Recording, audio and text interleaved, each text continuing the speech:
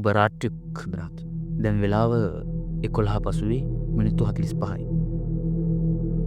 මේ ගුප්ත රාත්‍රියේ මං සැරසෙන්නේ ඔබගේ ඔබ ඒ අත්දෙන්දා කියපු අද්භූත සිදුවීම විමසීමට. මට ඔක්කොම කලින් කියන්න ඔබතුමාගේ නම ගම ඔබතුමා කවුද? මම නුවන්.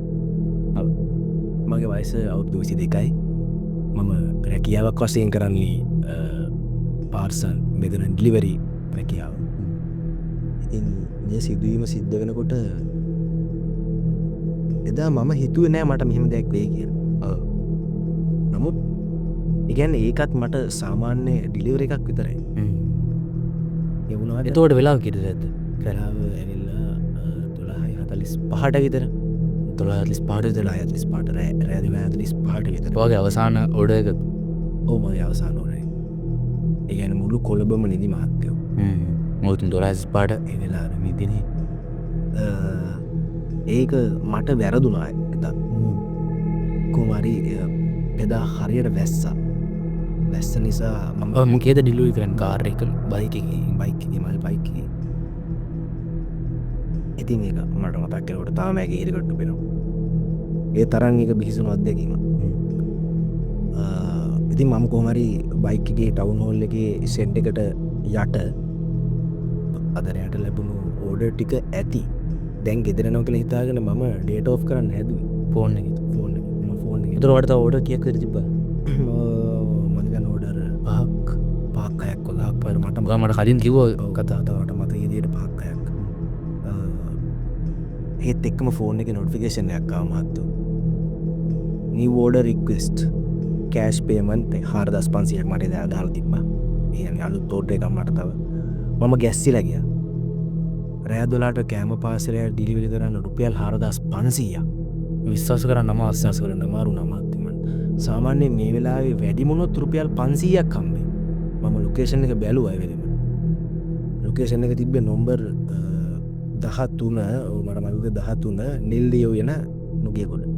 නුගේගොඩ කොළඹ ඉඳන් නුගේගොඩ නුගේ දුරයි ටික. නුගේගොඩ මම අස්සක් මුලක් නෑර දන්නවා මාත්. ඒත් නිල්දිය වෙන කියලා පාරක් මම මීට කලින් අහලවත් තිබුණේ නෑ ඒ වෙනකොට. සල්ලි හදිස්සියක් වෙලා හිටපු නිසා මම දෙපාරක් හිතන්නේ නැතුව ඕඩර් එක බාරගත්තා. කන්ෆර්ම් කරා. මම ඒක ඇක්සෙප්ට් කරා. වැස්ස පායන පාටක් තිබ්බෙත් නෑ. මම ඉතින් බයික් ලිස්ට් ඇඩ් කරගෙන නුගේගොඩ පැත්තට දැම්මා. GPS එක පෙන්නුවා පාර දිගේ මම ගියා මහත්තයා. එතකොට යන්න කලින් කොහෙද හිටියේ? යන්න කලින් මම සෙඩ් එක ගාව වැස්සට කොටු. හරි ඒ කොළඹ කොළඹ. කොමාරි GPS එකේ පෙන්නුව පාර දිගේ මම ගියා. හයි ලෙවල් පාරෙන් ඇතුළට දාලා ගෙවල් ගොඩක් මැද්දෙන් පාර වැටලා තිබුණා. ඒ කියන්නේ GPS එකේ පෙන්වන්න නැති මට යන්න තිබ්බ පාර ඒක තමයි මට මතකයි. ටිකක් දුර යද්දි පාරේ ලයිට් කණු නැති වුණා මහත්තයා. ඒ කියන්නේ ලයිට් එළියක් නැති වුණා. ගෙවල් පේන්නේ නැති වුණා. ඔයාගේ බයික් එකේ ලයිට් එක විතරයි. ඔව් බයික් එකේ ලයිට් එක විතරයි. මම එනකොට පාරේ තිබ්බ ලයිට් ඉස්සරහට යන්න පාරේ දෙපැත්තේ ලයිට් නැහැ. ඒක අවල. එහෙම තියෙනවනේ. තියෙන අඳුරු පාරවල් නේ. මම ඒක වැඩි ගණන් ගත්තේ නැහැ. කියන්නේ එක ගයක්වත් එන්නේ ගෙවල් පේන්නේ නැහැ. වටේටම තිබ්බේ හිස් ඉඩම් විතරයි. ඒ කියන්නේ කිසි එළියක් තිබ්බේ නැහැ. GPS එක පෙන්වන්නේ ඒ කියන්නේ GPS එකේ මට පෙන්වන්නේ හරියටම ඒ දෙන තැනට ඇවිත් කියලා මට පෙන්නනවා. නමුත් මම එතෙන්ට ගියාට එතන වටේම හිස් ඉඩම්. කලින් කියන්න ඕනේ ඊට කලින් ඔයාලට කෑෂ් පේමන්ට් එක වැටුණා. ඔව් මට වැටුණා. 4500. 4500. මම ඩිලිවරි කරන්න ඕනේ. ඔව් කෑෂ් පේමන්ට් එක වැටුණා. නැට්ලා ඉවරයි. නැට්ලා ඉවරයි.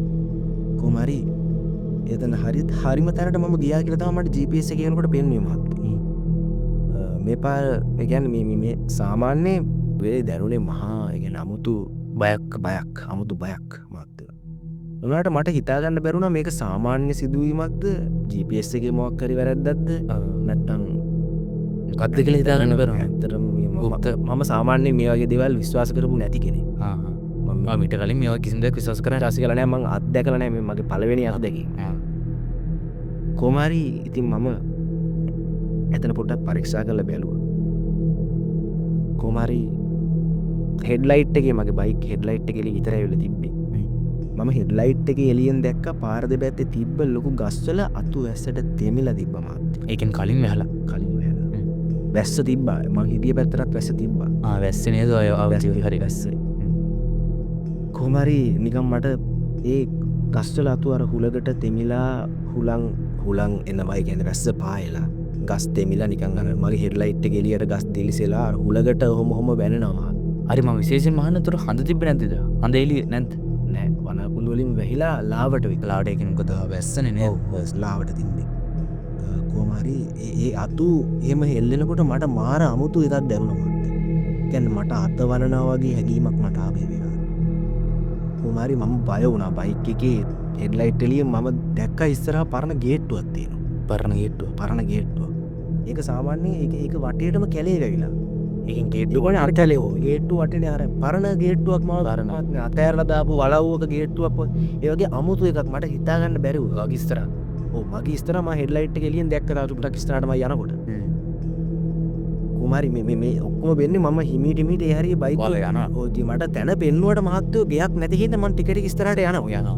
ඒතකොට තමයි මට මේ දේවල් පේන්නේ. මට හිතාගන්න බැරුණා මේක වෙන්න බෑනේ. මම මටම කියාගත්ත මහත්තයෝ වෙනවා. මේක වෙන්න බෑනේ කියලා. මම කෝල් එකක් ගන්න ෆෝන් එක අතට ගත්තා. මම මේක වෙන්න බෑනේ කියලා මම මටම කියාගත්තා. ඊට පස්සේ මම ෆෝන් එක අතට ගත්ත කෝල් එකක් ගන්න. කස්ටමර්ගේ නම්බර් එක මම ෆෝන් එකේ ඩයල් කරා. ඒ කියන්නේ මට නම්බර් එක පේනවනේ. මම මේක ඩයල් කරා. ෆෝන් එක රින් වුන්නේ නෑ ඒ වෙලේ. දැනට මාස 6කට විතර කලින් මට හරි 6කට විතර කලින්.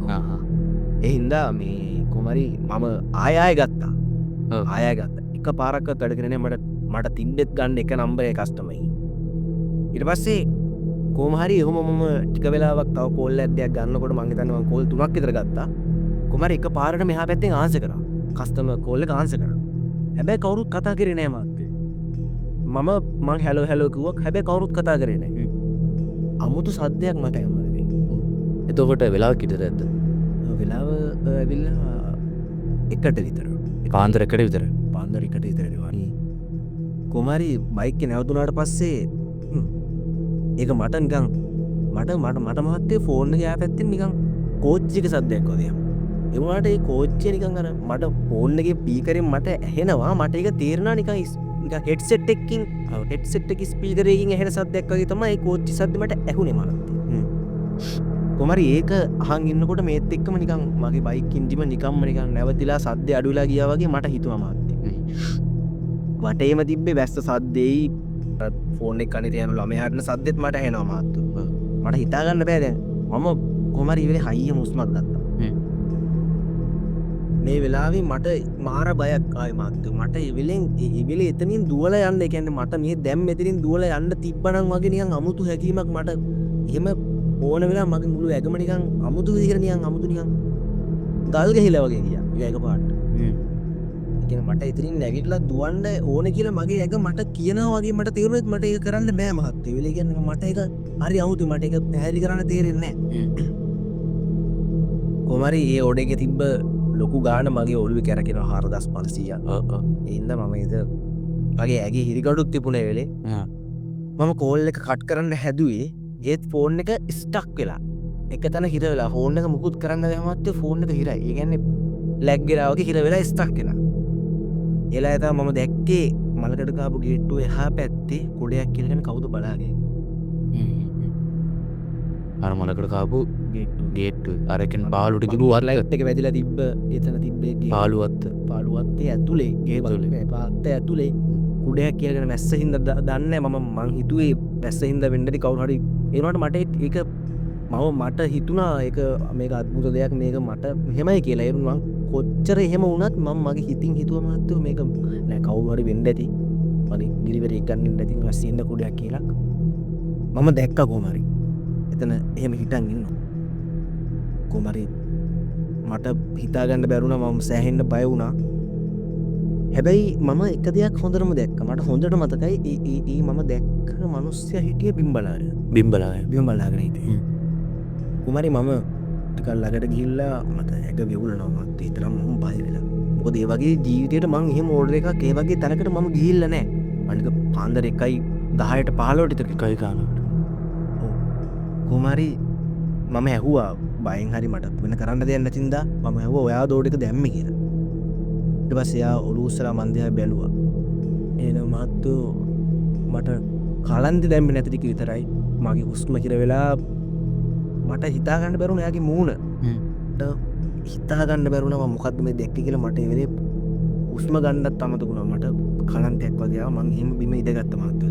මට බිම ඉඳ වුණා මම කකුල එතුරට වරනේ. වෙලාව කීයටද මතක නැද්ද? වෙලාව ඇවිල්ලා කුමරි අර වෙලේ 1යි කාලට ඔය 1යි කාලට වගේ. එකයි කාලට 1යි කාලේ 1:20 වගේ කමාරට ගිට්ටු. කුමරි ඒලේ මට කර තියාගන්න දෙයක් නැතුණා. මගේ ඔළුවට කිසි දෙයක් ආවේ නැහැ. මට ඒ කියන්නේ මට ෆෝර ෆෝන් එක ස්ටක් වෙලා වගේ මාවත් හිර වෙලා වගේ මට දැනුණා. මට ඒක මම දැක්කා. ඒ මිනිස්සයා මම දිහා හරියටම එක ගෙල්ලේ බලන් හිටියා. කුමරි මට ඒත් එක්කම කලන්ත දැම්මා. ඒ කියන්නේ මට එතනින් එහා මතක නැහැ මහත්තයෝ. මං හිතන්නේ මට කලන්ත දැම්මා. මොකක් කරුණා. මට අවසානට මතක ඒ මිනිස්සයා මන් දිහා බලන් ඉන්නකොට මම පොළවේ වැටුණා විතරයි. ඊට පස්සේ කුමරි මං ගෙනාව පාස්වර්ඩ් ඔක්කොම මං අතේ තියන් හිටියේ ඒවත් වැටලා කොමෙට්ලා. කුමරි මට ආයේ සිහිය එනකොට මහත්තයෝ මං හිටියේ ඒ අහලපාලම ගෙදරක. ඒක මම ඇහුවා ඊට පස්සේ මාව ඒ කියන්නේ පාන්දර 4ට 5ට විතර වැඩට යන මිනිස්සෙක් මේ එතනින් ඒ පාරෙන් යනවා. ඒ මිනිස්සයා තමයි මාව දැකලා අරගෙන ගිහිල්ලා මේ මට සිහිය අරගෙන එහෙම මේ කමිස්තරේ මයින් ඇහුවේ. කුමරි ඒ මිනිස්සයාගෙන් මම ඇහුවා මේ මට මෙහෙම වෙච්ච මට මෙහෙම වුණා මම කිව්වා ඒ මිනිස්සයාට. ඊට පස්සේ මම ඒ මිනිස්සයෙන් ඇහුවා මහත්තයෝ මේ මොකද්ද මෙතන මේ ඇයි මෙහෙම මම මොකද්ද මේ මොකක් හරි සීන් එකක් තියෙනවද මෙහෙමයි කියලා මම ඇහුවා. කුමරි එතකොට ඒ මිනිස්සයා තමයි ඒ මිනිස්සයා කිව්ව කතාවෙන් මට මම කරපු ලොකුම වැරද්ද මේක කියලා තුන. මොකක්ද මේ මිනිස්සයා කිව්වේ? ඒ මිනිස්සයා කිව්වේ මහත්තයෝ මීට අවුරුදු 35කට 40කට විතර කලින් ඔය ගෙදර ඇතුලේ එක ගෑනු කෙනෙක් බිල්ල වෙල දාගෙන මැරලා තියෙනවා. ඒ මැරුණාට පස්සේ ඔය ගෙදර ඒ ගෑනු කෙනා හොල්මන් කරා කියලා ඔය ගෙදර තව කියන්නේ ඔය ගෙදර අයිතියලා තිබිලා තියෙන මහත්තයෝ ඔය ඒ පැත්තෙම ලොකු ඒ කියන්නේ සල්ලිකාර පවුලක්. අම්මයි තාත්තයි දුවයි පුතයි. කොමරි තව කියන්නේ ඒගොල්ලෝ ගෙදර ඉන්නකොට අම්මයි තාත්තයි දුවලා දෙන්නයි. ඒ ගෙදර ඉඳලා තියෙන්නේ. ඔය විදිහට ඒ ගෑනු කෙනෙක් ඉල්ලමැල්ලා තියෙන්නේ ඒ ගෙදර අම්මා. ඊට පස්සේ එහෙම වෙලා ඒක ප්‍රශ්න ඉවර වෙලා පොලිසියෙන් ඇවිල්ලා සීඩී නසා ගැනීමක් කියලා ඒක තහවුරු කරලා ඔක්කොම වෙලා මාස 3කට විතර පස්සේ ඉඳන් රැට ඒ කියන්නේ ගෙදර ඇතුළෙත් කට්ටිය ඉන්නවලු. එතකොටත් මට මේ මිනිස්සයා කිව්ව විදිහට මම කියන්නේ ගෙදර ඇතුළත් කට්ටිය ඒ කියන්නේ අර අම්මා ඒ කියන්නේ ගෙදර නැතුණාට අම්මා ලැඳුනාට තාත්තයි දුවලා දෙන්නයි ගෙදර ඉඳලා තියෙනවා. කොමරි හරි සල්ලිකාර පවුලක්. කොමරි එහෙම ඒගොල්ලෝ ගේ ඇතුලේ ඉන්නකොට එතන පාරෙන් යන මිනිස්සුන් ඒ කියන්නේ එතන ගේ ඉස්සරහින් පාර තියෙන්නේ. ඒ පාරේ යන මිනිස්සුන්ට ගෙවල් පැත්තෙන් නිකන් අමුතු සද්ද බද්ද ඇවිල්ලා තියෙනවා නිකන්. වීදුරු කුඩු වෙනවා වගේ. ඒතර අර මිනිස්සු ගෙදර ඉන්න ඇතුළේ ගෙදර ඉන්නවා. එහෙම ඇවිල්ලා ඔක දවසක් දෙකක් වෙනකොට ගමේ මිනිස්සුන්ට මේක ප්‍රශ්නයක් හින්දා ඒගොල්ලෝ අහලා තියෙනවා අර ගෙදර කට්ටියගේ මොකද්ද මේ රැට යන සද්ද කියලා. ඊපස්සේ එතකොට තමයි ගමේ මිනිස්සුයි ගෙදර මිනිස්සුයි දෙගොල්ලොම තේරුම් ගන්න මෙතන දෙගොල්ලොම දන්නේ නැති මොකක් හරි දෙයක් තියෙනවා කියලා. මොකද මහත්තයෝ ඒ ගේ ඇතුලේ නිදාගෙන ඉන්න කට්ටිය ඒ කිසි දෙයක් ඒ කිසිම සද්දයක් ඒගොල්ලන්ට ඇහිලා නැහැ. ගෙදරින් එළියට විතරයි මේ සද්ද ඇහෙන්නේ. ගෙදරින් එළිය යන කට්ටිය විතරයි මේ සද්ද ඇහෙන්නේ. එතකොට ඊට පස්සේ ගමේ මිනිස්සු ගෙදර මිනිස්සු එක්ක වෙලා මේක නියම මේ තියෙන හින්දා ඒ මිනිස්සු ඒ තාත්තයි දුවලා දෙන්නයි තව ටික දවසක් බලලා ගෙදර ඉන්න බැරි තත්ත්වයක් ඒගොල්ලන්ට ආවා. කියන්නේ මගේ අර සද්දේට ඇතුළට එන්න අර සද්දේ ඇතුළටත් ඇහෙන්නේ. ගෙදරින් නිකන් කුණු ගද වගේ නිකන් එක එක වෙලාවට එක එක තැන් වලින් අමුතු ගදක් එනවලු. ඒ කියන්නේ ගෙදර වැඩ හිටිය මනුස්සයෙක් පස්සේ අම්මා නැතුණාට පස්සේ ගෑනු කෙනෙක් වැඩට අරගෙන ගෙදරට. ඒ මනුස්සයා ඒ කියන්නේ ගෑනු කෙනා මේ වෙනවනේ සාමාන්‍ය ඒ වෙන බත් ඉක්මනට රක් වෙනවා. ඒ බත්වල එහෙම ඉක්මනට පිල්ලි වෙනවා. බත් වලින් පිල්ලි ගදිනවා. ඒ කියන්නේ බත්වල වැලි හැපෙනවා. කොච්චර ගරලා මේවා කරා කොහොම හරි එහෙම සිද්ධ හින්දා මේ ගෙදර කට්ටිය ක්‍රිස්තියානි ආගමේ ඒගොල්ලෝ පල්ලියකට ගිහිල්ලා ෆාදර් කෙනෙක් එක්කන් ඇවිල්ලා මේ මොකද්ද මේ මෙහෙම දෙයක් වෙනවා කියලා බලලා තියෙනවා. කොහොම හරි එතකොට තමයි දැනගෙන තියෙන්නේ මේ ගෙදර මනුෂ්‍ය ආත්මයක් සැරිසරනවා වගේ. කියන්නේ එහෙම දෙයක් මේ ගෙදරට තියෙනවා. ඒ වගේම බලපෑමක් තියෙනවා. ඊට පස්සේ තමයි මිනිස්සුත් දැනුවත්ව මේගොල්ලොන්ට තව ටික දවසක් බලලා ඒ ගෙදර මේගොල්ලන්ට ඉන්න බැරි තත්ත්වයක් ඇවිල්ලා තියෙනවා. ඉන්න බැරි තත්ත්වයක් ආපු හින්දා මේගොල්ලෝ ඒ ගෙදර අතෑරලා දාලා ගිහිල්ලා තියෙනවා. ඒගොල්ලෝ මේගොල්ලෝ ඉන්නේ රටලු. ඒ කියන්නේ ලංකාවේ නෑ රටලු ඉන්නේ.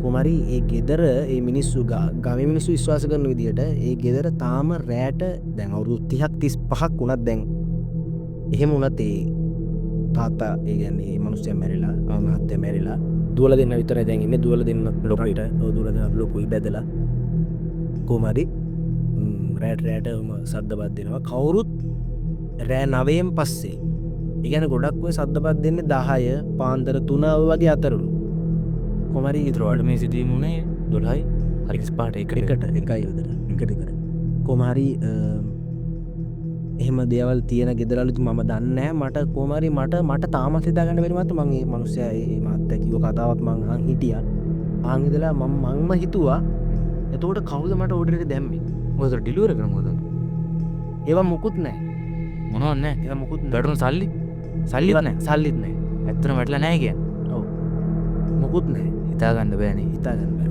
මගේ බයික්කේ විතරයි එතන තිබ්බේ බයික්කෙයි මානේ එතොට කලින් කියන්න ඕනේ මිට කලින් වාගේ කිසිදක් විට්වස කරන්න නැතික්කෙන ඕ මෙ බොරුවට කියන්න ඕන දෙයක් එහෙමනෙමේ නෑ මම ඇත්තටම මේ දේවල් විශ්වාස කරේ නෑබැයි මට එදා වුණ සිද්ධිය මම සෑහෙන ශොක්කලා මට ඒක මතක් කනකොට දැම් මාස 6ක් විතර වෙනවා සිද්ධිය වෙලා ඒ වුණත් මට ඒක තාම් මගේ ඒක මතක් කෙනකොට මට අමුතුම මාර ෆීලෙන් නැක්කෙනවා කුමරී මනු ඒ මාව ගෙදරට ගින්දාගත්තේ ඒ මනුස්සයහුව මගින් මේ කොහෙද මේ ආවේ කියලා මංකුව මට මම මෙම මැඩක් කරන්න මෙම ඩිලියරි රස්සාාව කරන්න මට ඩිදිරයක් කරලා තිබ්බ මට පෙන්න්නේ මෙතන මේ ගෙදර එකයි මං එතෙන්ට ඇද්දී ම දැක්ක මෙමෙක්කෙන ඉට පස්සේ තමා මේ මනුස්සයා කතාවගේ කතාවසිම ම ඔච්චල්ලා කිව් කතාව එතරින් පස්ස තමයි මනුස්සය මට කිව් දැන්වා ඇතවට ආය රස්සවට ගයන්ද ඉතින් පස්සේ මගේ රස්සාව අතෑරේ අතෑරිය ඔව්ති ඉතින් පස්සේ මගේ රක්ෂා අතෑරීම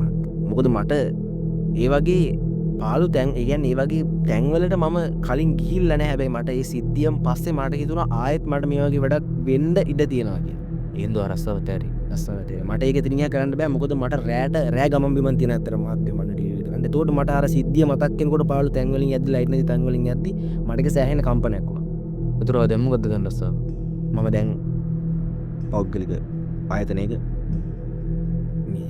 සේවගම් සේවකයෙක් වශයෙන් වැඩ කරන වැඩකටතු කර යනවා එතෝටවා දැන් ඒදවල් අදුරස මන්දයවල් විශ්වාස කරන යම් කිසි මට්ටමකින් විශ්වාස කරන මොකද මට සිද්ධ වන්න දෙහ මට අදරත් හිතාගන්න බෑ මට ඒක හින්න මට අවිශ්වාස කරන්න බැහැ මොකද මම ඒද අත්වින්ද අත්තින්න මං විශ්වාස සම්පූර්ම විශ්වාස කරන මේ එලත් මට මොකක් හරි මගේ හිත ඇතුළේ මොකක් හරි මට ඒක තේරෙන්නෑ මහත්ත එවාට මට මම පිළිගන්න දැම් පිළිගන්නවා